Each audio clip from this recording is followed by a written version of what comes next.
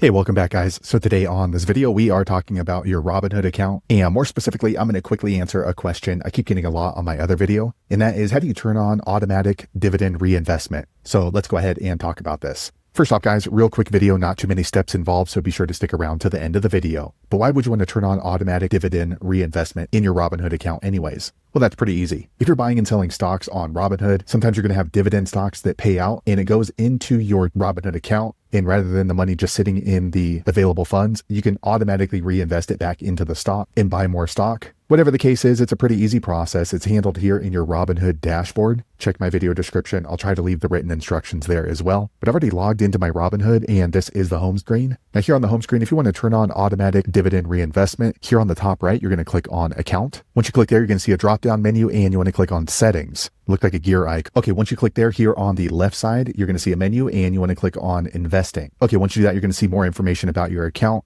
but you want to look for this line right here, dividend reinvestment. You can see I have it turned it off. So let me go ahead and click on that line. Okay, once you do that, it gives you more information. When you turn on dividend reinvestment, it will automatically reinvest cash dividend payments into additional shares of that one particular stock. So if you want to turn that on, just click on this little button here. Okay, once you do that, you can go ahead and choose from the securities you currently have to automatically reinvest. If you do not want to turn it on for one particular stock, you can go ahead and uncheck it. You can see this one right here is green. So I'll go ahead and uncheck it. And that turns off the dividend reinvestment for that one particular security. So there you have it, guys. If you're wondering how to turn on dividend reinvestment in your Robinhood account, that's the easiest way I know how to do it. If you know an easier way, be sure to leave a comment below. Let the rest of us know how you did it. Hopefully you found that video useful. If so, click thumbs up or maybe consider subscribing to my channel, and I hope to see you on the next video. Thanks again for watching.